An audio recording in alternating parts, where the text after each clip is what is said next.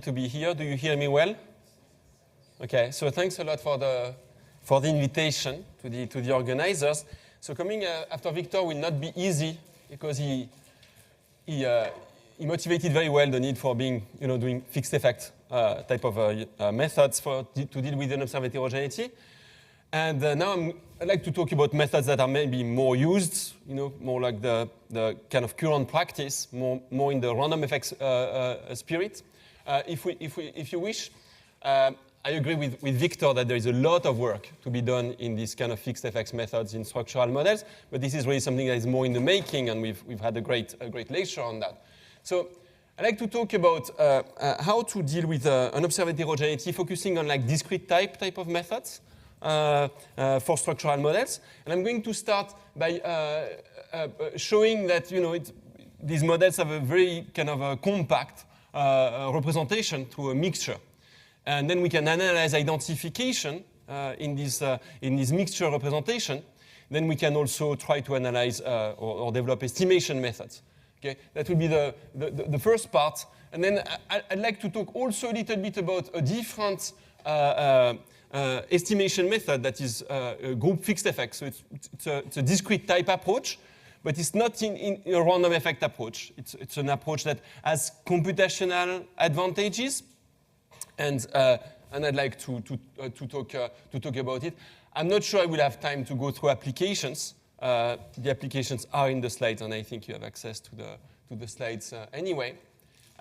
One of these applications actually is, I think, related to what Rasmus is going to be talking about later today. So mixture representation. So I'm going to start with like a very simple, prototypical dynamic discrete choice model. So I'm going to focus on finite horizon, just setting up the notation here. Choice variables, will be called CT. State variables will be ST. And we'll have some utility. Right. And then a discount factor beta and a state transition. So ST plus 1 given ST and CT is not necessarily deterministic, can be stochastic as well, this state transition. And then agents maximize this kind of expected sum of discounted utilities. Okay? So then, this is a very standard kind of setup that we can apply to many problems in structural economics. And in this setup, as we know very well, we can write down value functions through Bellman equations. Okay, so we have the continuation value here that Victor was talking about before. So this is already the structure. So now what I'd like to do is to try to review methods to allow for unobserved heterogeneity. Okay, so just try to think a little bit about the workflow of the typical PhD student. You start with this type of model. This is basically your economic model. Right? You give names to beta, you give names to u, etc., etc. And then you want to study this application. You get numbers on the computer. You go to see your supervisor. See, here are my numbers. And you are in year maybe 1 or 2 of your PhD, and the supervisor says, that's good, but there is no unobserved heterogeneity. This means you don't feed the data very well, and anyway, the referees are going to kill you because you don't have unobserved heterogeneity. So then you go there, and you say, oh, yeah, I can have heterogeneity in preferences, in discounting, etc., etc. You start putting unobserved heterogeneity everywhere. And then at the end, of your PhD, you still haven't converged on your computer. You still haven't gotten those numbers that you want, okay? So let's try to make that a little bit simpler, how we can facilitate the use of these models with unobserved heterogeneity, because unobserved heterogeneity is really important. This is not because supervisors are obsessed with it, because empirically, this is really something that matters a lot. So could be heterogeneity in preferences or other payoffs, could be heterogeneity in discounting. Beliefs, models with beliefs, there can be heterogeneity in beliefs, there can be heterogeneity in state transitions. And I'm going to focus here mostly on permanent unobserved heterogeneity. That's just simpler. It's very interesting to allow heterogeneity to vary over time, right? Think about human capital, for example, in a labor application.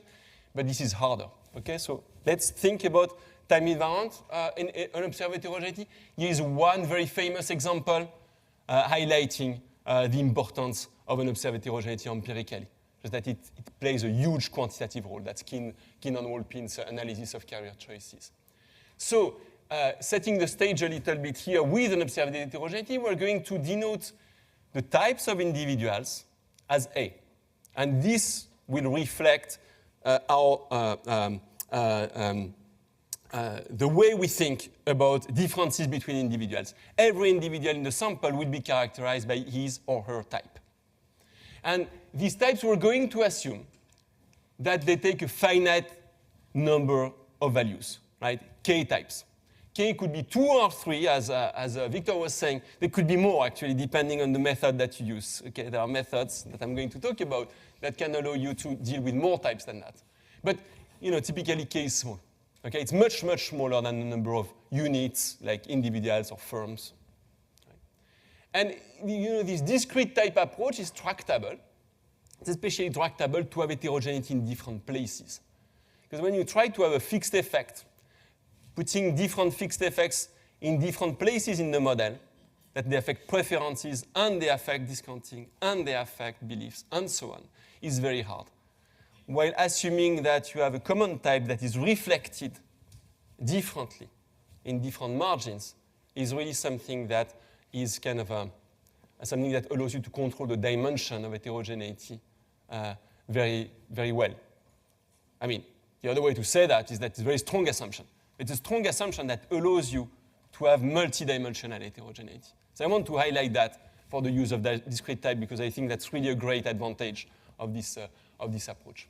Okay, so how can we think? Well, now our agents in the model, they no longer have preferences that are common. They have preferences that are only common within their type. So every one of the same type has the same preference, but between types, they have full heterogeneity potential. Okay? And, I'm not going to talk much about continuous types. I think I won't have time. There are trade-offs between the two. In the notes, in the slides, there are some references to continuous types, but I'm going to focus mostly on the discrete type. Again, this is the common practice as far as I see. So maybe the main part right now is to try to represent our structural model in a more concise way. Okay? And to do that, we're going to bundle together the different types of variables that we have in the model. So the choices and also the endogenous state variables, we're going to put them in a big vector Y. And then the exogenous state variables, we're going to put them in a vector X. Okay? And there could be, for example, time-invariant characteristics as well in this X. And then the unobserved types, we're going to put them in a big vector A. Okay? So these will be the building blocks of the model. Okay? Choices on endogenous state variables, exogenous state variables, and unobserved heterogeneity. And then in our model, we also need to parameterize the different elements, like the preferences and so on. And this parameterization, we're going to denote it compactly using this theta. Okay? Theta is the set of structural parameters. Okay? I'm calling them structural. They might or might not be invariant to particular interventions. But these are the parameters that are, the parameters that we're going that are going to index the model of outcomes conditional on the exogenous states and the unobserved heterogeneity. So then we can write, just by the law of total probability, the distribution of the choices and endogenous variables conditional on the exogenous variables. Right? The left-hand side here is a data object. But that we can write is as an expectation. This is the expectation, which is itself a sum over the type of the probability of the type, conditional on the exogenous state, multiplied by the probability of the choices, conditional on the exogenous state and the type. That probability here is indexed by theta. The probability of the type here is something that we would like to let, as much as possible, very unrestricted. We don't want to restrict the distribution of types here. We're just going to say that the types are discrete, okay, which is still a very big assumption, but we would not like to make extra restrictions like this follows a particular functional form. Or that A is independent of X. We don't want to make this assumption in most applications. Okay. But the parametrization comes through this part of the model here. Okay, so it's a little bit of an abstract representation. It's going to be even more abstract on the next slide. It will be more compact. But for me, it's an extremely useful way to understand identification and estimation in structural models. So what's the very, very compact representation? It's this one. You have data on the left-hand side, and then you have the product of two things. There is the model matrix M, and there is the heterogeneity vector pi. Okay, so let's try to look at these three objects in turn. So the data vector, what is that? Everything here is conditional on a value of X. We could think that our data consists of different data sets that have a particular value of the exogenous state variables. Right? And we condition on that. Either those are strictly exogenous state variables that can be time varying, or those could be time invariant variables. We condition on that particular X. Given that X, the data vector has as many elements as the points of support of the outcomes, of the choices and endogenous state variables. Okay, N here. What is M here? M is a matrix. The rows in the matrix basically indicate outcomes, outcome values. And the columns of the matrix indicate values of the unobserved heterogeneity of the type. So there are k columns to that matrix. This matrix transforms the types, if you wish, into outcomes. That's why we call it model. This is the matrix that contains these elements here. Okay? That's the matrix that encodes the fact that if I know your type and I know your exogenous variable, then I can predict your choice, given a value of the structural parameter theta. Okay. And that has dimension n times k. Right? N is outcomes and k is number of types. And lastly, pi, the heterogeneity vector, has as many elements as the number of types. Okay, it's the probability of the first type, probability of the second type, probability of the third type, and that's it. Okay, and probability of the third type, of course, is 1 minus the probability of the first type plus the probability of the second type. Okay, we understand the structure? Okay, so now in that structure, we can now try to think about different identification strategies that have been used. Okay, and then go to estimation. So for identification, I'm going to follow something that I did some time ago in the functional differencing. So, the idea is very simple. If you start with this type of representation, this looks a bit like a linear, not a linear, a linear model, a panel data model with a fixed effect. Just here that the fixed effect is multiplicative. Basically, we have a parameter of interest theta. Given theta, we know M. This is just the parametric model. And we know D because this is the data vector. What we don't know is pi, right? We don't know the distribution of an observed heterogeneity. Well, the key idea there is to think about the model, of course, is not linear in an observed heterogeneity. Right? It's very non-linear in the type. But in this representation, the model is linear in the distribution of heterogeneity. That's the key observation. So because it's linear in the distribution, we can difference this distribution out. Okay, using just least squares, basically. Computing residuals. Right. And that's exactly what we're doing here. So we're going to regress D on M, compute the residuals. These residuals, they depend on theta, and they have mean 0. And that will provide us with identification restrictions on theta. Okay, let me say that again. We take the data, D, we regress it on the columns of M, which indicate the model. Right? That gives us residuals. Those are these objects here. These residuals depend on theta. It's like a y minus x theta, something like that. And this y minus x theta, we know it has mean 0, it's a residual. That provides us with moment conditions. And that's what is written here. Okay? It's a little bit kind of technical, so let's go a little bit through that. So first, let's remember how we compute residuals when we do least squares. Right? What we do is we take the identity, the outcome, D, minus the d hat, right? So what is d hat? We can write it as it's m prime m minus 1 m prime times d. And that's what this is here. The difference with your standard regression here, when you do y minus x beta, right? And then you say my residual is y minus x prime x minus 1 x prime beta, x prime y. The difference is that here x depends on theta. X is m here, it depends on theta. Okay, so we're constructing here the residual in this way. And this strange object, this dagger here, is a shorthand to say m prime m minus 1 m prime. The great benefit of using this weird notation, which is a pseudo-inverse, that we don't need invertibility conditions. Okay, that's pretty important because you don't need invertibility to compute residuals. Okay, so this is a projection, this is a residual. And this residual here is equal to 0. Right. Why is that?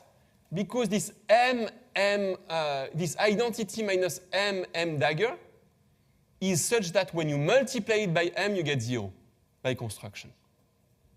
It's a projection matrix that projects vectors orthogonally to the space of the columns of M. Okay, so all of that is basically least squares algebra here applied to this problem. Okay? And using this type of restriction, you know, for identification, maybe you really want to study identification of theta based on that. Or maybe you want to map this to moment conditions because this is more familiar. And you can map that to moment conditions. The way you can do that in this context is that, right, you have discrete choice, right, discrete out, undiscrete states. Everything is discrete here. So the way you can map that to moment conditions, you take the elements of the canonical basis of the Rn, and that this EY here, and multiply it by this matrix. And then you get functions that have mean 0. Actually, you get plenty of these functions potentially.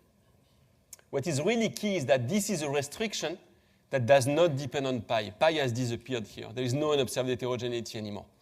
So that's a way to do what Victor was telling us about in the context of logit models with forward-looking agents, but in a context that is it's more general here.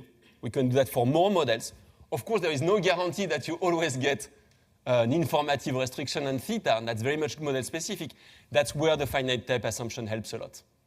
Having finite types might actually make it more likely that you get identifying restrictions that provide information about your structural parameters. Okay? And typically, if you think a little bit like intuitively about identification, what do you need for this to be informative about theta? Remember, this is our representation here. M is a matrix that has, n outcomes and k types. Typically, in order to get residual variation, you want the number of outcomes to be larger or much larger than the number of types. And that's really the difference that at some intuitive level, not really formally, that's not sufficient. It's an order condition, not a rank condition for identification, but that's something that will be helpful for identification. Have more variation in the outcomes compared to the number of types. Okay? So in that logic, you can't afford many, many types if you have discrete choice and a short panel, for example. Unless you're in a model like a logit, where the number of types actually becomes irrelevant, and you can allow for as many columns as you want, and you still have some identification power there. Okay, there is a slide for you to study at home. This is a definition of Moore-Penrose pseudo-inverses. That's this M thing, without singular value decomposition. Turns out that's really the key to understand what's going on in these projections. And I wanted to talk about identification now of the distribution of heterogeneity, right? Which is a little bit like the dual of the identification of the structural parameters, right? Again, that's related to what Victor was talking about, but in a somewhat more general context as well. So to recover pi, it's actually, you need very strong conditions here. In a way, much stronger than to recover theta. And one condition that we could guarantee that is if M has rank K. So you need a full column rank for this matrix M. Again, you need more, N greater than K for sure, right? More outcomes than types. But if M has full column rank, then M dagger M is the identity. Again, that comes from this, background slide. Okay. So, and then actually, if that's the case, then pi is clearly identified because you can invert the equation. Given that you get the theta, right? I should have written here pi is identified. Oh, it's written given theta. Okay. Given theta, you can just invert the system. Right. This is just x prime or m prime m minus 1 m prime. Again, this is least squares always. Right? This is standard orthogonal projections. So, and from there, you can also get moment conditions for different, for example, moments of the unobserved heterogeneity or for the distribution itself. Actually, the conditions for identification for moments of the unobserved heterogeneity, like an average effect, are typically weaker than this full rank condition. Okay, but if you have full rank, then you have identification because pi itself is identified. Okay, so this is what I wanted to talk about in this model, where remember what the structure was. We had a model here where we had a parametric model for the y given x and theta. Okay?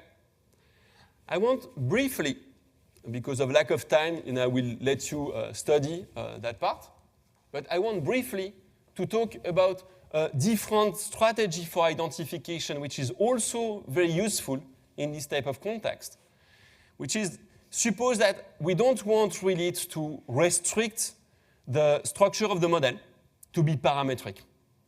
For example, I would like to have an identification result that allows for non-parametric preferences.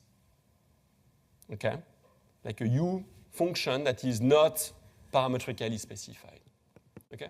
How can I do that? Well, so far what we've done was really for a parametric structural model and a non-parametric distribution of unobserved heterogeneity with discrete types. Right? If now we want to be non-parametric on the model itself, then there is kind of a key approach to do that, which was very much developed by Ying-Yao Hu and co-authors in Econometrics. And that approach relies on conditional independence restrictions. And I want to briefly mention that, and there is many more detail here in the slides about this. It's more like technical. And what is the idea? The idea is in many models, you get this type of conditional independence assumptions, where your outcomes would be independent, conditional on the types and the exogenous state variables. Right? Actually, you could think, oh, that's, of course, if I have a static model with independent shocks, I will get this type of restrictions. It's not limited to that, actually. Right? You have models with like hidden Markov structures where you would get exactly the same type of conditional independence assumptions. So there are lots of models that actually blend very well with structural models where this structure arises naturally. Okay? And what is nice with independence here is that we're not saying what the distribution of y given x and a is. I'm not telling you what is the functional form. That can be non-parametric on that distribution, but I need the independence assumption. Okay? And the independence assumption gives us a lot of traction here for a reason which is related to the previous analysis, but it's a bit more complex because the system is no longer a linear system, it's a multilinear system. And identification is a little bit more tricky, but thanks to Ying-Yao and other people, we kind of understand well now the structure of these problems. How can we see that these independence assumptions have some bite? Well, look, the independence assumption implies that the joint distribution of the outcomes given x is the sum over A, as before, of the probability of heterogeneity times the probability of y given x on A, right? But now the probability of y given x on A given the independence assumption is the product of the three probabilities, probability of y1, y2, and y3. And these ones are kind of smaller, right? They are smaller objects than the left-hand side. And that's what potentially can give you identification power here. Is that maybe there is hope to uniquely recover, that's the identification question, uniquely recover these marginal probabilities of Y1, Y2, Y3, and the probability of heterogeneity, given the multidimensional distribution of the data. Okay. So that's the compact representation here, and you see why I might not want to go very far with this. Might just go a little bit over the next slide. But this is the representation. This here would be saying, look, I'm going to fix a Y2. Okay, you could think here, you could ask, why are we fixing a Y2? You know, it seems like this is very symmetric in Y1, Y2, Y3. Fixing a Y2 is a little bit strange for this representation. It's true.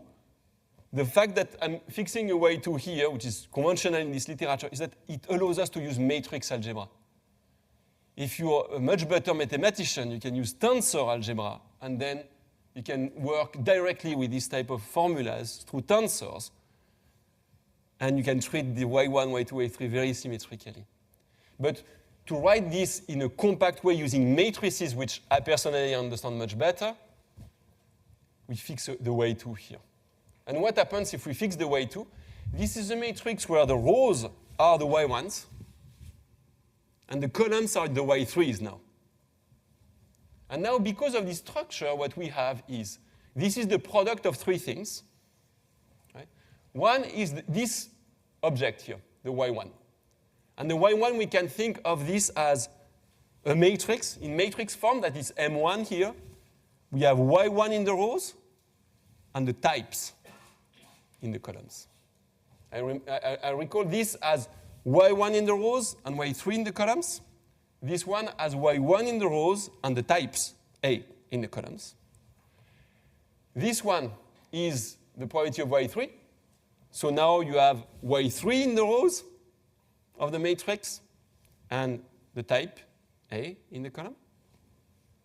And this thing here is a little bit more strange, but this is actually a diagonal matrix. And this diagonal matrix is K by K.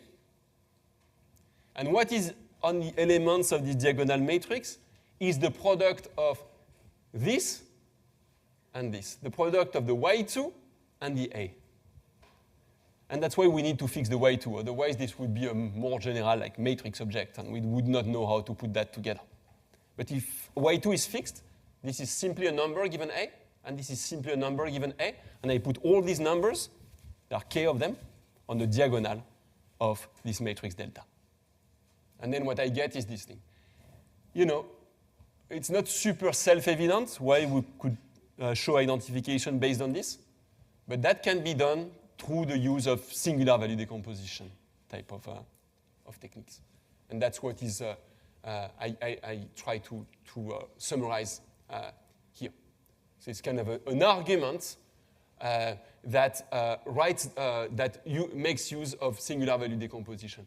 And the key insight at the end of the day is this object here is known, the D, and you can think about the U, the V, and the S as known as well. I'm not going to tell you exactly what they are, but you can compute them on the computer if you have these matrices. And the right-hand side, at this omega is a reparametrization of the unknown, basically. If you know omega, then you can identify everything. And what you notice on the right-hand side, delta is a diagonal matrix, and this, if you remember some kind of math course at some point in your life, where you saw eigenvalue decomposition, where this is an eigenvalue decomposition, right? The omega here is a kind of the matrix, the invertible matrix, and the columns of omega are the eigenvectors of the left-hand side here. So if you can diagonalize the matrix of the left-hand side, you diagonalize it, you get the eigenvectors. And that, in a nutshell, is really the central insight of this identification strategy given independence restrictions. We recover the elements of the models basically by recovering the eigenvectors of a matrix. then when we think a little bit back to this, a long time ago when we studied eigenvectors and eigenvalues, of course, the eigenvectors, they are defined up to scale, but the scale, you can fix it here. But even more importantly, they are defined up to permutation. You can always relabel an eigenvector 1, the second eigenvector, and the eigenvector 2, the first eigenvector. Right? Does that make sense in this problem? Of course. We talk about types, type 1, type 2. We report the parameter estimates for type 1 and for type 2. But these types, they are meaningless. What we know is that there are two types. We have no idea whether type 1 is actually type 1 or it's type 2. We could relabel the types without changing anything to the model. Okay. And this identification that is up to labeling of the types is actually a subtlety and a difficulty in the analysis of these models, especially because all this argument here is given X. So here we kind of identify the types given X. But then there is a question of how you label the types across X's.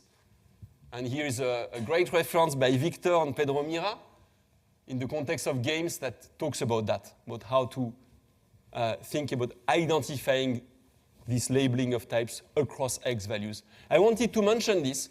That does not arise in the case of the parametric structural model, but this arises in the case of the identification through independence restriction, which you might use in your research, right? It's kind of a second approach to identification for these models that has been quite heavily used in the literature. Okay, I want to make maybe a few remarks, not many, because I also want to talk about estimation. Okay, one is about the identifying content of covariates, right? Here I have condition on X all the time, right? In particular, what we've said is the distribution of heterogeneity, which we denoted pi, right, was completely unrestricted given X. This is not the old school random effects model, right? In the random effect has bad reputation because usually when people implement random effect, they assume it's the type is independent of X, of the conditioning variables. But there is no reason you should do that. Of course, you should try to find a way to correlate your types with initial conditions and the exogenous variables. That's very important in many applications. Okay? And that's what we've done here. We've used a correlated random effect approach. We've allowed the type to be correlated with X. Actually, we have not restricted this correlation at all. But now, in some applications, maybe you want to impose, I think that's something that Victor was assuming before in one of the models, you want to assume that actually some of the X's are independent or conditionally independent of the unobserved heterogeneity. And the point here is that if you can do that, then this buys you a lot of identifying content. And I want to make that point. It's very simple, and it is in the spirit of this compact representation that we've seen, right? You remember we have data is equal to the model times the heterogeneity, right? And we need the number of rows of the model to be bigger than number of types, otherwise we don't have identification. Now the number of rows is kind of the number of choices. Maybe I don't have that many choices in my data set if I have a short panel. But suppose now that I have covariates, that I assume that they are independent of the types. What do I gain by that? It's a strong assumption, but it has a huge advantage. Because then, look, this is a perhaps extreme assumption that X is fully independent of A. Then we can rewrite our law of total probability. Now this is just the probability of A, right? Because A is independent of X, multiplied by this.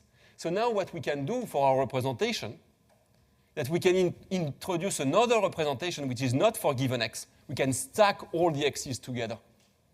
And instead of having N, which is the number of outcomes, we have something that depends on N times the dimension of X, right? The number of support points of X, okay? Which can be much larger if your X has lots of support points. It has a lot of variation. So using covariates and assuming that they are independent of heterogeneity has a lot of bite potentially for identification, because basically it increases the number of rows in this model matrix without changing number of columns. And that's very good for identification. Okay? Here is a reference to Kasara and Shimotsu, who did not assume that exogenous state variables were independent of A, but they did assume explicitly in the paper that the evolution of state variables, the law of motion of state variable, does not depend on heterogeneity. And they show how this gives you extra identifying content. It's very much in the spirit of this discussion. Okay, so there are two extensions that I want to brush over super quickly, because they are very important, but they would take us too far. Extension number one is, what about time-varying heterogeneity? Right? What if A varies over time?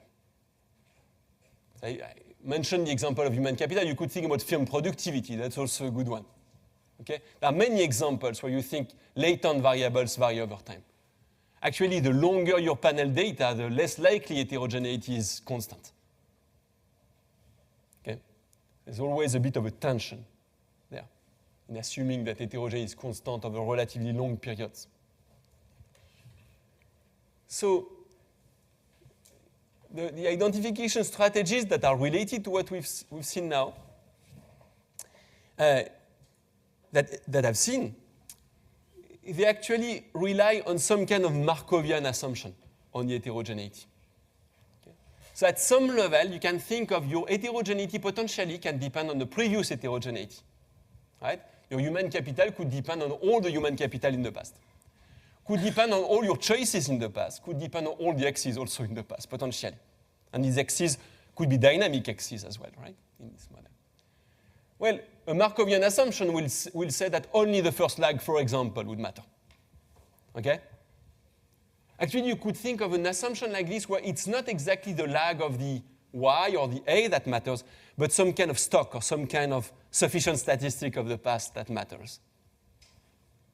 But the typical assumption would be this is the first lag that matters. You could say this is the first and the second lag. It would not change too much. It would just make identification a little bit harder to be satisfied in practice. And subject to this type of restrictions, there's a paper by Wansham, there's the paper by R. Diacon and Miller, for example, several papers establishing conditions for identification with this type of structures. There's also a large literature on hidden Markov models that is important in statistics. I'm not going to talk more about this because the techniques are a little bit different, but they're also related to this, especially the conditional independence restriction type of strategies that I was mentioning. Right? There is some kind of technical relationship between the two. Okay, the second extension, which will be our last word about identification, is about basically what Victor was talking about. So what about continuous unobserved heterogeneity? Let me try to make the link between continuous unobserved heterogeneity, an alpha that is continuously distributed in the population, for example, or that is individual or firm-specific, and the compact representation that we've seen before, right? The mixture representation. Well, here is the link. The same equation. The equation doesn't change. The law of total probability still applies if your A is continuously distributed. There's no reason why it would not happen. The only thing is that the sum now is an integral. The pi is no longer a vector, it's a function. And the M here is a bit of a nasty thing because it's no longer a matrix, it's a big matrix, an operator. It's a matrix. It's a mapping between functions and vectors in that case of discrete choice model.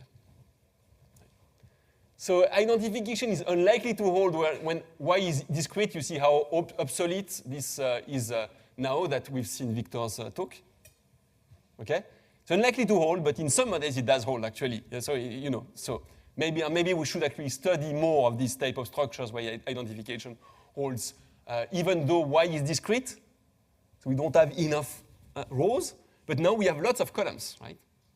Actually, we have a continuum of columns now, because we have a continuum of types.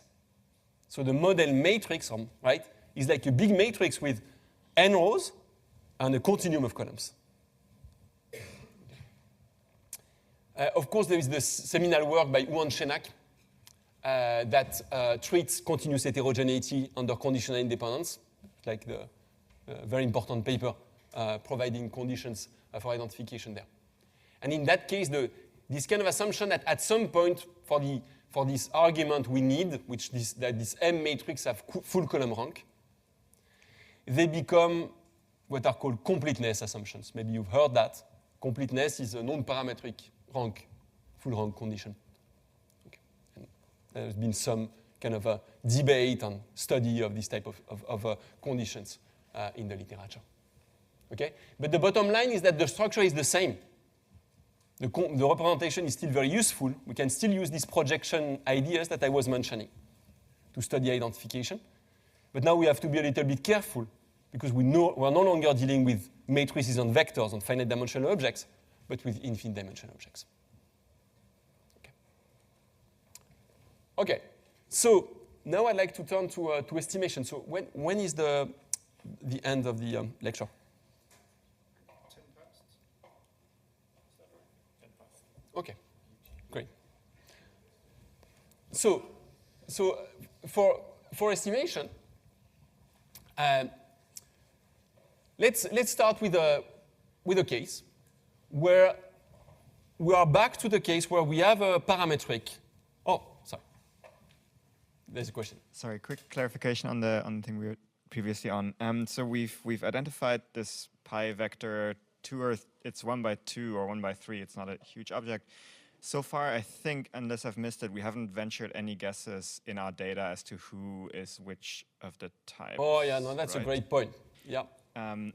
Is that something we'll at some point want to do? And if so, how is this independence assumption between covariates gonna work for something like that? Because usually if we try to guess you are this type, I look at your covariates and I say that predictably you're one of these two things. Yeah. No, that's a great point. So indeed. So we have a way to identify under certain assumptions the probability of the types. And for me, the leading case is still the case where the type are correlated unrestrictedly with the covariates. Right? Making an independence assumption for me is an interesting endeavor, but not the leading case. Okay, so I'm thinking about the case where we're leaving that unrestricted. Now we might want to try to figure out who are these firms that have a high type, for example, or these schools that have a high value added, and this is not easy, and there is a little bit of a tight limit here that at which rate we can learn about that, because all these methods here that are developed for short panels, right? So a limited number of repeated observations, repeated choices, right?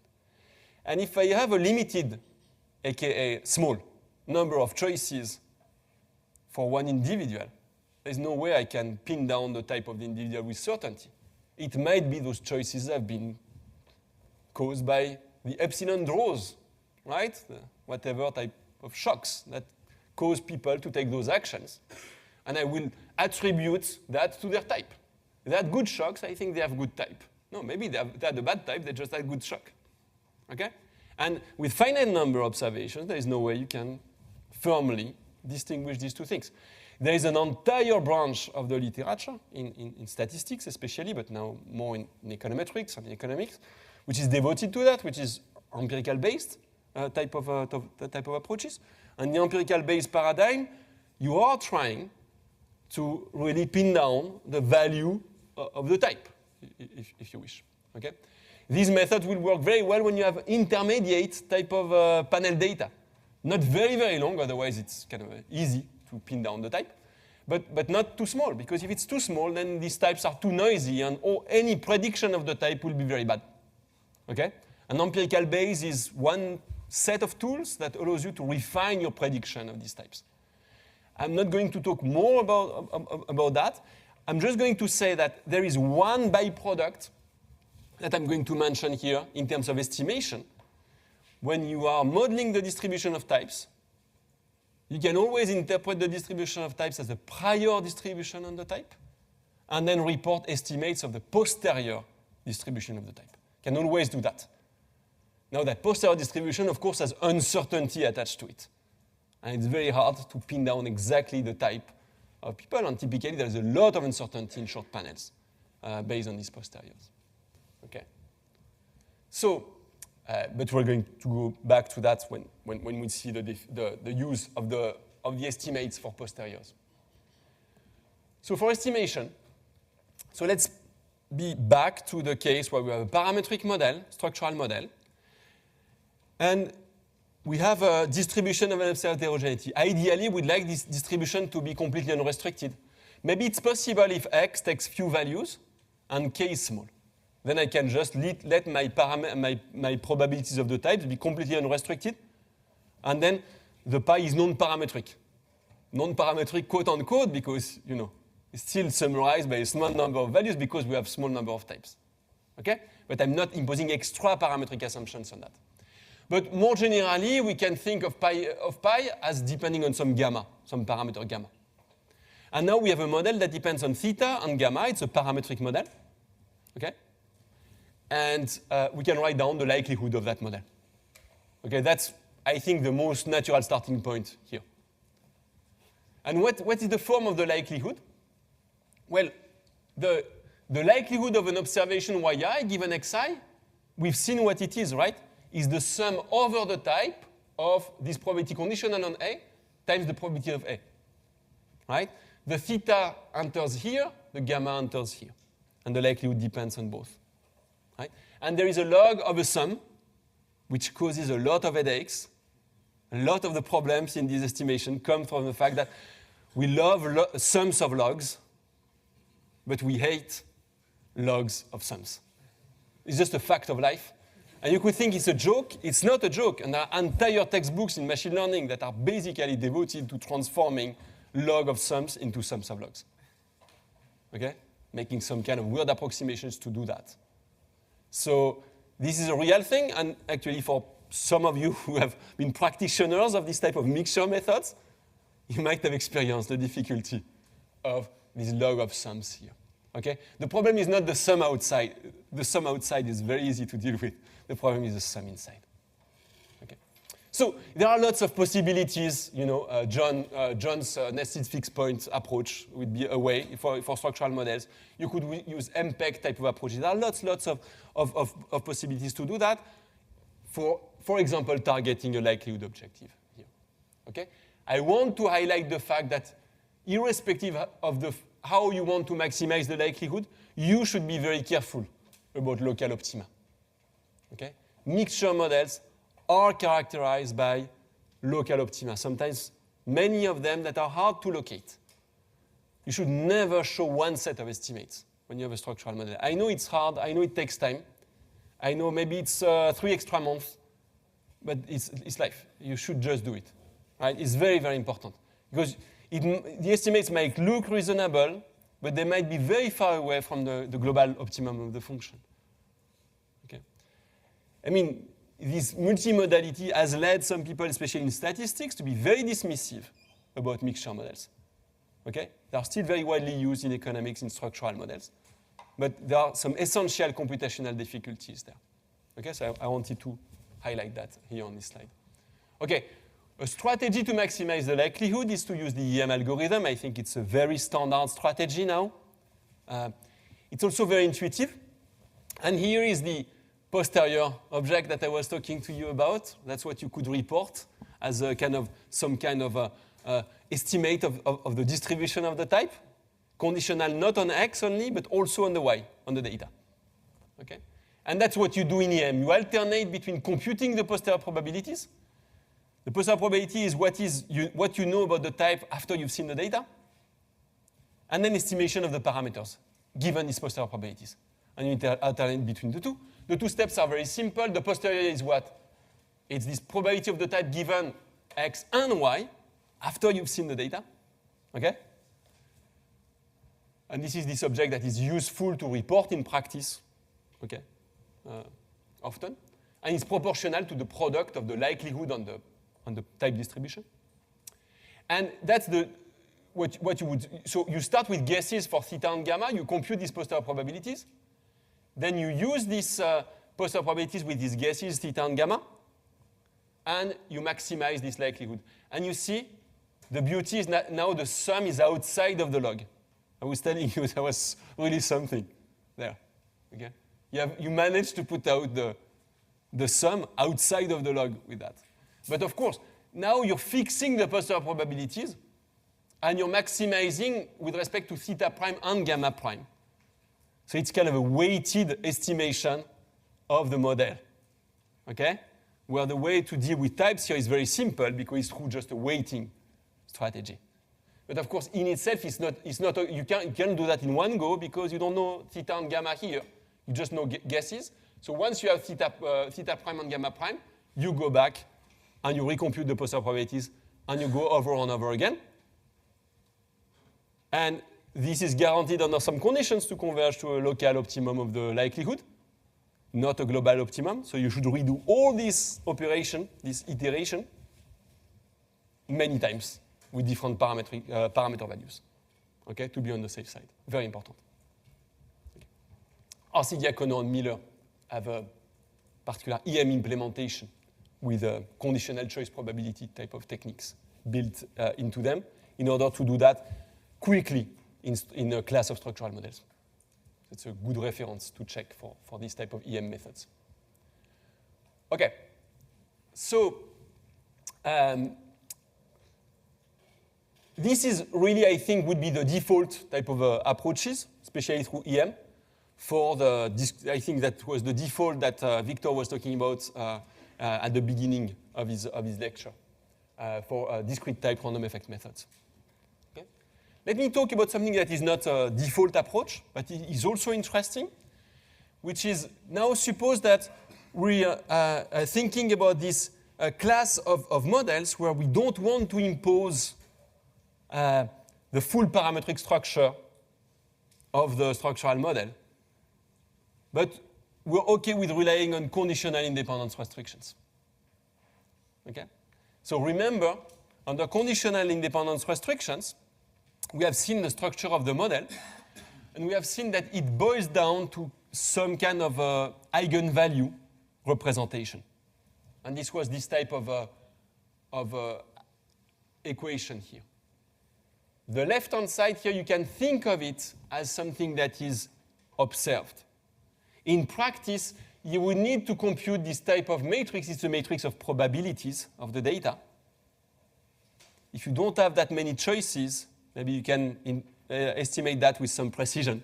Otherwise, maybe you need to do something to estimate that, to impose additional restrictions there.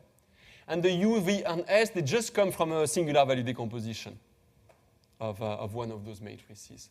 And the right-hand side, we don't know the right-hand side, but we try to estimate omega and these deltas here.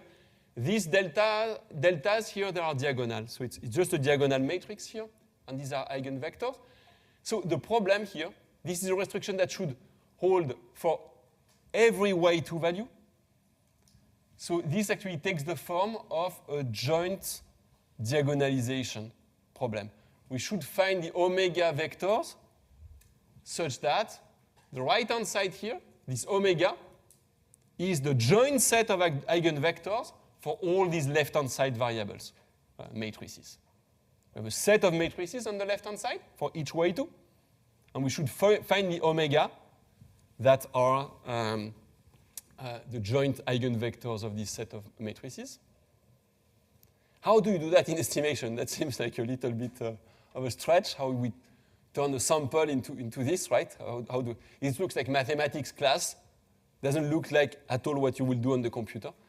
So on the computer, what you do is that, of course, you can't diagonalize things jointly exactly, because the model is not exactly correct in the data. So what you do is that you minimize the distance between the left-hand side and the right-hand side. And it turns out that there are kind of great techniques in signal processing literature to do that. And using some rotation matrix type of techniques. And I think the name is Givens rotations, for those of you who've seen this before. You can actually turn that into an actual practical simultaneous diagonalization estimator. What is the advantage of all this approach that actually we developed with Kuhn-Jochmans and Jean-Marc Robin in a series of papers?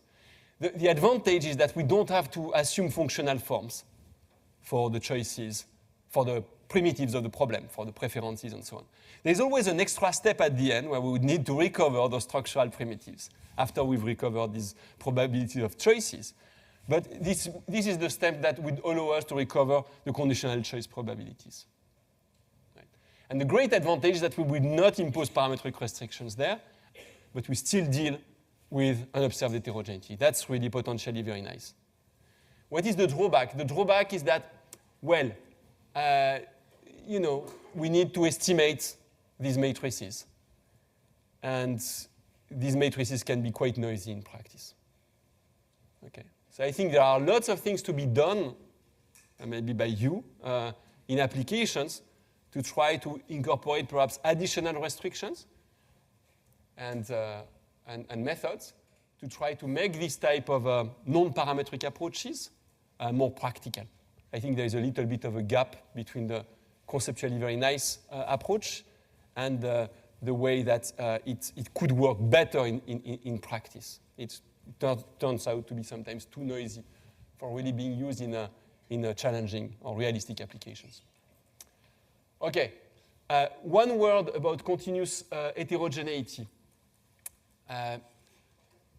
If you have continuous heterogeneity, in principle, there is nothing very different from what we have talked about. If we go back to the case where we have a parametric structural model, this is the structural model here, then now the pi is no longer a probability, it's a distribution, right? It's a PDF that is parameterized by some gamma. So now we no longer have a sum inside the log, now we have a log of an integral. Doesn't simplify things, but that's what it is. Okay? Actually, computationally, it might simplify things. That's what people say from the Kiefer and Wolfowitz type of literature, that you get convexity when you have continuous types. So there is an interesting observation that actually having continuous types can have computational advantages when compared to discrete types, because in some cases it can preserve a convexity of the problem. The convexity is only with respect to pi, not with respect to theta, of course, this model. But that could be really useful. I have seen very little in terms of trying to blend the Kiefer-Wolfowitz type of methods with structural models. Strikes me as a very good thing to work on. You're the structural guys, you should work on that. That seems like a very nice approach to think about. So, if we don't want to go there, we're not really equipped with doing Kiefer-Wolfowitz or other non-parametric maximum likelihood here. We want to stay parametric. What can we do? Well, we could use the EM algorithm. But the difficulty with EM is now, how do we compute the posterior probability? Well, now we no longer have sums, we have integrals. We need to find a way to deal with the integral. One possibility, instead of computing the posterior, is to draw type values from the posterior. That's a stochastic version of the EM algorithm. That's something that is quite used in practice. Okay? So, in a nutshell, right, if we have continuous types for this type of methods, although discrete types are very popular in structural work, from an estimation standpoint, it doesn't seem that it's necessarily very different or much more difficult.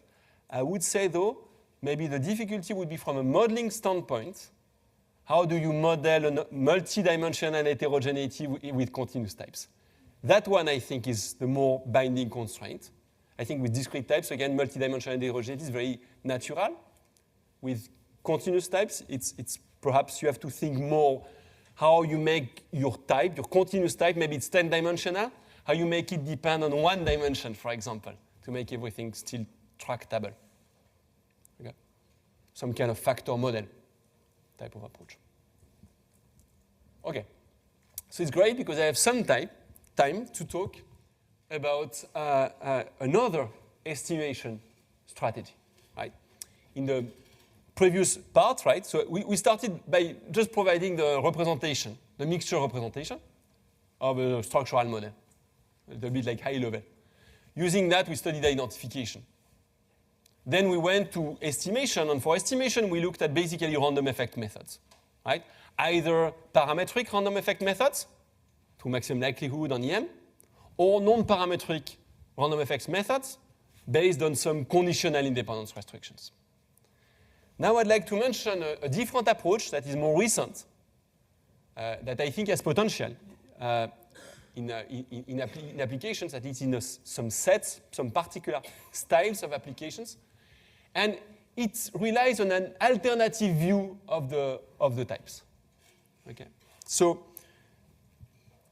instead of thinking of these types A as draws from a distribution, we're going to think of AI for a given I as a parameter to estimate. So now, actually, in that approach, I can estimate your type A, and I can give you that number. There is a sense in which I can get an estimate there. And actually, we will see there are also statistical guarantees about the mistakes that you can make when you're predicting the type in this world. But the types here are not conventional fixed effects because they remain discrete. We're still saying there are 3 types in the population. What are we saying, basically? We're saying the population is partitioned to 3 types of people who have the same value of A. Now, what we'd like to do is to estimate that partition. We look at a population of firms or a sample of firms. We'd like to estimate the partition of firms. Or a population of consumers, we'd like to estimate the partition of consumers. Right? Preference types 1, 2, and 3. How can I partition these individuals? Okay. So, because we're thinking about these A's as parameters, we don't need a probability model. We don't need to specify this. And this can be quite attractive, actually. Because if you think about a random effect approach, you need to postulate how the type depends on the covariates. When you have lots of covariates, it starts to be difficult to do that. And in applications where your type might be correlated with your covariates, but maybe also covariates of other people, which are increasingly popular. I think Rasmus is going to talk about these types of application like that, where we have workers on firms. And the type of a firm, for example, could depend on who is employed where in the entire economy, potentially. Specifying that conditional distribution is really, really difficult. Essentially, this is like specifying a network formation model, which we want to avoid. So the point is here we don't need to do any of that because we are not specifying a probability model for the type. We are just saying, here is a type. It's either 1, 2, or 3. Let us estimate it. We leave, of course, the dependence of the types on the covariates fully unrestricted. And we can ex-post analyze how the types depend on covariates. Right? If you estimate the types of firms, you can ex-post look at how these types relate to the composition of the firm in terms of types of employment, types of workers, value added, financial information, and so on and so forth. You can do many ex-post calculations that are perfectly justified here because you have an estimate of the type, not only of a distribution. Now there is no free lunch, okay? And there is something we need for this approach that we don't need in the random effect approach. What we need here is that the length of the panel is sufficiently large. The key here to learn about the type will be that we're going to think that the length of the panel is increasing. This is the formal analysis of these methods.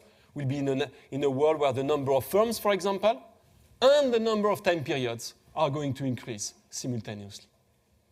And I want to illustrate the role of the time dimension here through a very simple example to give you some intuition here about how to estimate types. So suppose what you observe here is an average outcome, y bar. Okay? This average has been estimated out of t observations. Okay? So it would be a choice frequency, right? It could be an average choice over time, how many times you purchase a given product. And t is the number of times that you either purchase or did not purchase, okay? Number of observations. Suppose this type, to make it very, very simple, suppose the observation, the outcome, is the type plus some noise. This noise is additive. It's independent of the type. And it is normally distributed with mean 0 and the variance, sigma squared divided by t. Why does the variance is divided by t? Why is it divided by t? Because we're averaging the outcomes. So we expect that if the noise is not too dependent, the variance of the average is going to decrease. Actually, sigma squared divided by t, we would get that if we had an IID noise with variance sigma squared and mean 0 over time. Okay, because the average would have this variance. And now we think about the following thought experiment. Consider two individuals, I and j, and suppose you want to tell them apart. And that's what estimating their types means. This is estimating the types means partitioning the individuals, saying whether individuals are of the same type or of a different type. So we're taking I and j. We suppose that AI is greater than AJ. Here we are, we know everything. So we know that the type of A is greater than type of J. And we're looking at whether an estimator could tell us that this is the case. And let's suppose that this estimator is very particular, right? That it would be, okay. Suppose that we're using as an estimator the difference between yi bar and yj bar. That seems like a very natural way of trying to classify people in this case, right? I'm going to assign someone to the higher type if the average outcome is higher. The question is, when do I make a mistake with that? The probability of making a mistake is the left-hand side here. Is the probability that despite the fact that AI is greater than AJ, the average outcome of I is lower than the average outcome of J. And then you do a little bit of calculation, and this is the phi. Phi is the CDF of the normal, of the difference between AI and AJ divided by this. This is a 2 here, just because this is the variance of the difference of two normals that are independent, which is the sum of the variances. If I got it right, it's the square root of 2 sigma squared divided by t. And you get two very important insights from this super simple example that kind of generalize very well to a much more complete theory. Okay? Insight number one is that this is not 0 in the short panel. If you fix the number of time periods, you're making a mistake in your classification. For example, your types estimates that are not consistent as the number of firms increases to infinity if the length of the panel is fixed. There's an inconsistency. That's insight number one. That's not true for random effect. For random effect, in a short panel, fixed t, we could hope for identification results, consistency of estimators, etc. But insight number two, which is also interesting, is that in a world with finite types, this probability, you can look at it given this normal distribution, but I tell you that actually this is much more general than that. Can allow for much more general distributions. This is actually an exponentially vanishing function of t. As t increases, this probability goes to 0, but very fast, exponentially fast in t. So that gives us hope that actually we might not need 5,000 periods to pin down types, but maybe with 10 or 15, we already have something that controls this misclassification probability quite well. And of course, everything depends on the type of Monte Carlos, that you will do to check that the misclassification probability under some DGP that is not too far from your empirical data set, that this probability is actually not too large. Right? So doing Monte Carlos to get a sense of this misclassification probability is really important because this is the main weakness of the method. Main weakness is, well, the main advantage is we get estimates of the type. The main weakness is these estimates may be actually quite noisy and we may actually make mistakes there that can be important. Okay. And my interpretation of this is that, if you have an application where you have 3 periods, 3 repetitions, never use what I'm going to show you now. Okay? But if you learn more about the heterogeneity, if in a sense you can start to see the heterogeneity in the data, by just computing means, moments for given firms or given consumers, you can start seeing the heterogeneity. Then methods that use like partitioning or classification, grouping, can be really, really useful. Yeah? It seems that the thickness of the tails Yeah. and the distribution of use play a role in the speed of comparison. Yeah, that's right. So, yeah, that's true. Sorry. Is there a sense, is there something in the data that could tell us how thick are these tails?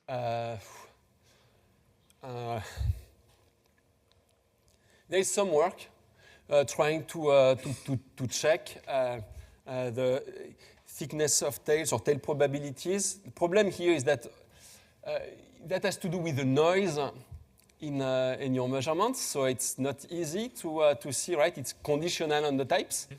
So, but yes, so for the theory, what you need is exponential tails. And you also need limited dependence. You can have mixing, of course, but you can't have strong dependence, for example. Okay. But the combination of the two actually says that you don't need normality. This is that is really, and you would still have an exponentially vanishing misclassification probability. But yeah, how to find like diagnostic in the data that tells you that actually that matters a lot, because even if you're doing a Monte Carlo, as I was suggesting, you would need to see how you design that Monte Carlo in practice, right? How you do it. And you would need to take a stand on the distribution, and you could take a default normal distribution, but maybe this is too favorable. Yeah, that's true. Okay. I mean, there is a literature, of course, on the estimation of tails, right? For example, tails of income distributions, or, I don't know whether those techniques could be used to get a sense of this, given that this is, I agree with you that this is important here. The dependence also is quite important. Yeah, both will be important.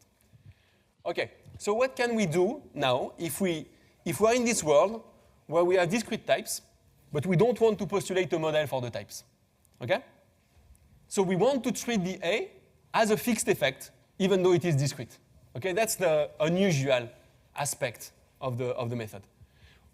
Well, the first thing we can do is like the brute force approach that we could call the joint group fixed effect, GFE estimation. So you take your likelihood. Suppose your likelihood takes this form, right? This is the likelihood given A. Remember, we don't need the likelihood of A. We don't need to think about that. That's an advantage. That depends on theta, right? So what could we do? Well, we could try to maximize the likelihood. But wait. Maximizing the likelihood, what are the parameters? Well, the parameters are theta and the A's. But now my A's take, let's say, 3 values. How do we impose that restriction in practice that the A's take 3 values? Okay? It's not so easy, right? One way to do that is to introduce this notation here, that AI is actually A of Ki. That is, everybody of type Ki is equal to 1. When my Ki is equal to 1, I have type 1. Then my parameter, my type is A1.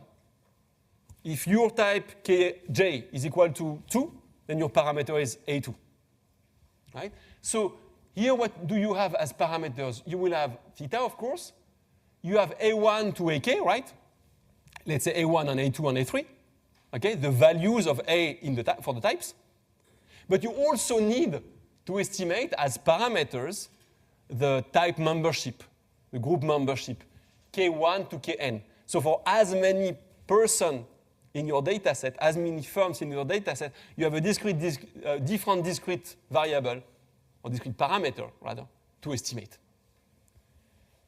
And, this is not so easy to do that. If you take your preferred dynamic discrete choice model, you stick it in here, and you're trying to estimate the parameters of the model together with the types.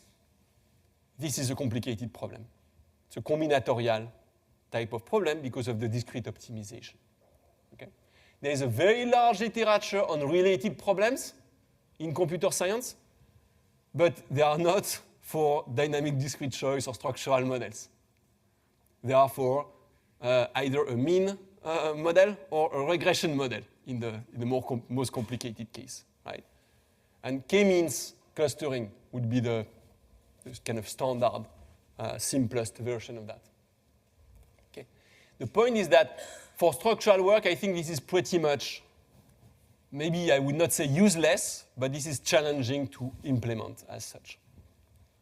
So another possibility for structural work, which I mentioned here, is something that we propose with Thibault Lamadon and Elena Manresa, which is the two-step approach. Okay? So let's go back to this problem. The problem here is that we're trying to find the types and the parameters, right, the structural parameters, etc., of the model, jointly. Could we try to decouple that? So the idea is, suppose that we find some moments in the data that are individual specific moments that are informative about the types. And these moments, we're going to call them HI here. And the two-step strategy here is to first get the types from the moments, and then, in the second step, fix the types and estimate the rest of the parameters. So let me start by the simplest part, this one. Here we already know the types. These are these k-hats here. So this is estimating a model with group-specific heterogeneity. Computationally, this is very easy. Okay, there is no mixture involved, etc. So all of that is pretty nice and simple. It's related to fixed effect type of estimations, where actually there are lots of computational difficulties that would not show up here. The more conceptually challenging step, and also practically challenging, is this one. There are two distinct questions. Is first, which moments we use? And second, how do we process these moments to find the types? Let me first talk about how we process the moments. Suppose we have a set of moments HIs. Let's say that this HI is just one number per person. For example, the average wage of workers, if I want to estimate a model of wages, wage evolution and mobility in the labor market, for example. Suppose this is the average wage of a worker. That's my HI. What I can do is that I can solve this problem here. This is a problem where I'm trying to minimize the distance between the average wage and the center of a group. Okay. What is this problem? This is just a very complicated way of just saying we are trying to find a partition such that the variation of HI within group is the smallest. This here is the within group variation of HI. You can check that. This is actually the average of the HI in the group, this number here. So we're trying to partition our data to find types 1, 2, 3, such that the high, if we name the high wage type, the high, right? There is the high wage group, the middle wage group, and the low wage group. Doing that maximizes the between group variation and minimizes the within group variation. And this problem, fortunately, is very well known. This is k-means clustering. It's not a very easy problem, because it's still an optimal partitioning problem, but it has been so widely studied that there are lots of algorithms. Some of them are quick and dirty. They work quite well in many applications, but there are lots of refinements. There are also exact algorithms that work now on increasingly big data sets. So it's really something that has become quite practical to do a straight k-means. The problem in this approach is that doing optimal partitioning together with structural estimation, that I don't think that's doable right now. But doing the k-means itself, this is something that is, relatively easy to do and quick. Perhaps the sticky point here is how do we choose the HI to start with, right? And then there is no recipe for doing that. This is essentially a question of identification. We're trying to find moments in our data that are going to pin down the type for individuals. But if I think about the problem of workers and trying to estimate a model of wage evolution and, let's say, job mobility, for example, let's keep it simple, it's still single agents. These people are moving across firms, but we're not keeping track of the firm identifier in this example. How can I justify the fact that the average wage will be a good moment to pin down the type? Well, in a structural model, my preferred way would be to think very carefully about what is the ex-ante heterogeneity in the model. Right? And I would need to justify that in my model, for example, there is one dimension of heterogeneity that is driving things. For example, there is productivity of the worker. And in the simplest model, my productivity of the worker, of course, is going to be reflected in wages. It's also going to drive the heterogeneity in transition probabilities between workers. Where this becomes harder, so in a model like this, the average wage might actually be a good moment. Still need to have some relevance of this, all right? You need to have additional conditions for that average wage to really exactly reflect the type. But the fact that the ex-ante heterogeneity would be scalar and would be the productivity of the worker, I think would go a long way in justifying that we have a good moment here. Where this becomes more challenging in where there are additional sources of heterogeneity. For example, suppose there is heterogeneity in cost of working or cost of transitioning, switching costs between firms. And that heterogeneity is individual specific as well. And it's latent. In a world like that, things are harder. Then we would need to find a moment that at least would be two-dimensional. Maybe the average wage will be one component, but then we would need something else that maybe has to do with the frequency of changing firm or something like that, in order to hope to recover not only heterogeneity in productivity, but also heterogeneity in switching costs, let's say, or different types of costs that workers could have. So, the point is that this two-step approach would be challenged when heterogeneity is multidimensional. Okay, and then analyzing, trying to provide a good moment here for this method will require you to think very carefully about where the heterogeneity comes from in your model and where it shows up. Okay? In a way, I think that structural models are a good place for this type of methods because at least we try to be very explicit about the sources of heterogeneity in those models. Okay. Of course, the great payoff of this is that if we agree on some H that we think is a good one that recovers the types, or that allows us to do the classification, then doing this is infinitely quicker than doing that. It's also very, very much quicker than doing random effect maximum likelihood. Okay, I don't think I have much time. Just telling you that there is justification in the theory for these grouping methods. There's justification both in a population where the heterogeneity is discrete but also as an approximation when the heterogeneity is continuous. Okay, there is work on both of these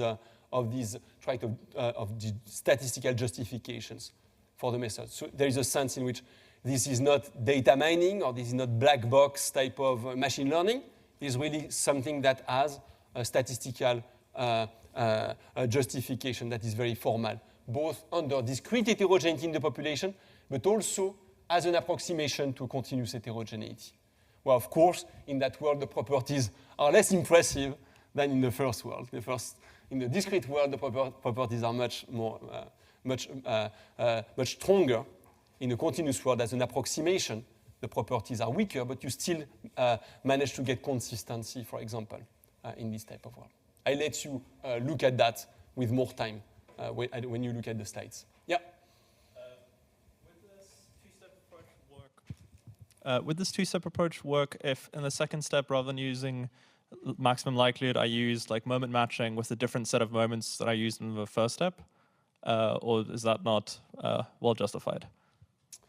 Yeah. The fact that the second step is maximum likelihood is not really important.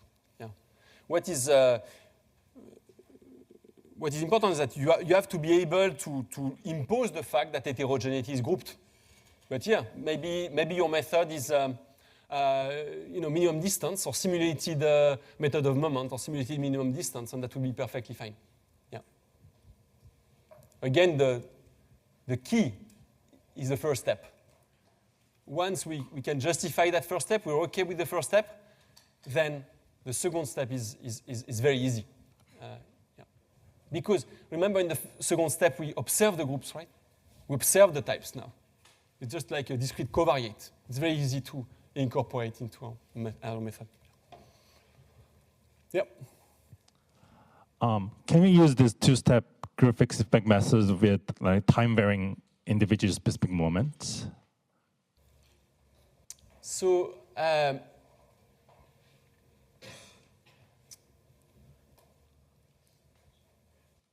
yeah. So I mean, I thought you were going to say time-varying heterogeneity. I was prepared to say no.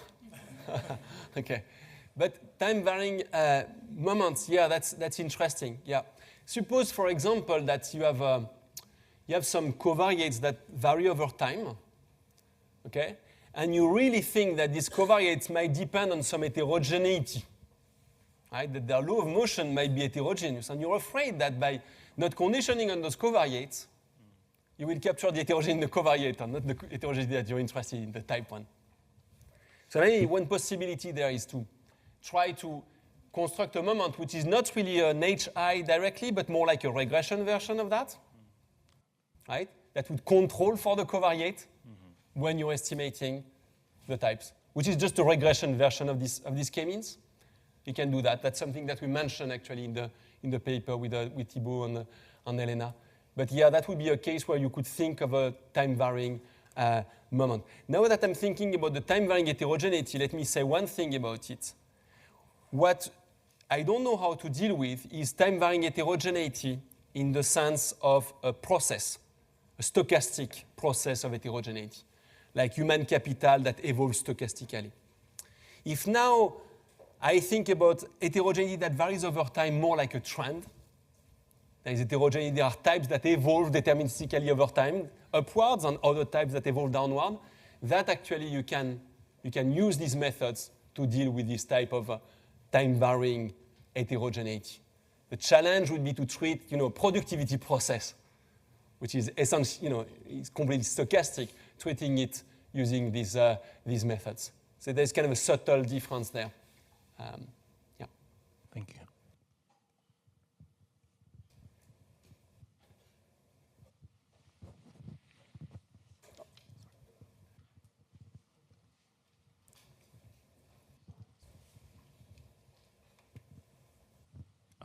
Could you then also say that the advantage of the finite mixture models is that once you have a sufficient amount of T, you can actually use that variation to figure out the posterior probabilities to capture the uncertainty coming from the misclassification which is going to be coming from the binary nature of that classification in your discretized unobserved heterogeneity? Yeah, I think that's right. I think that's right.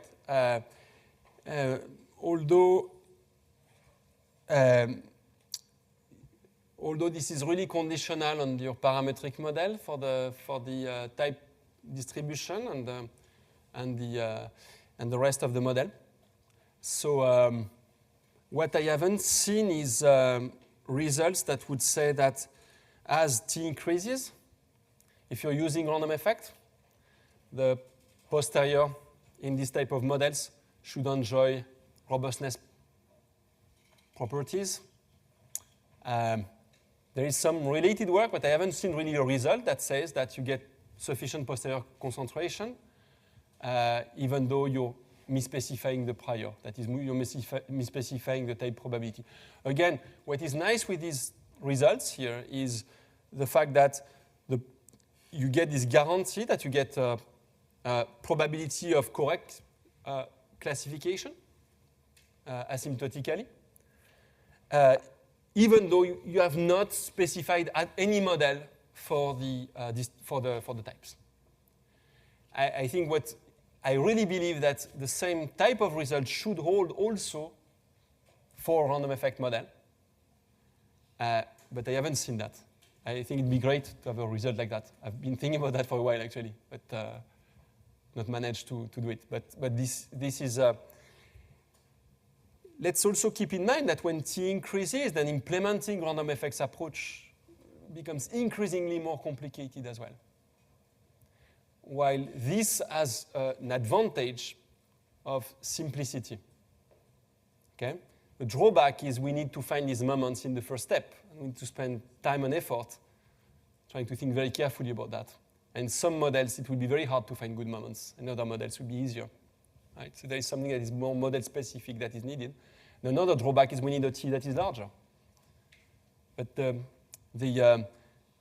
computation is really something that is an advantage actually of these methods. Despite the fact that the first step is potentially very complicated, it's actually not, given that computer scientists spent a lot of time devising good algorithms for this type of problems.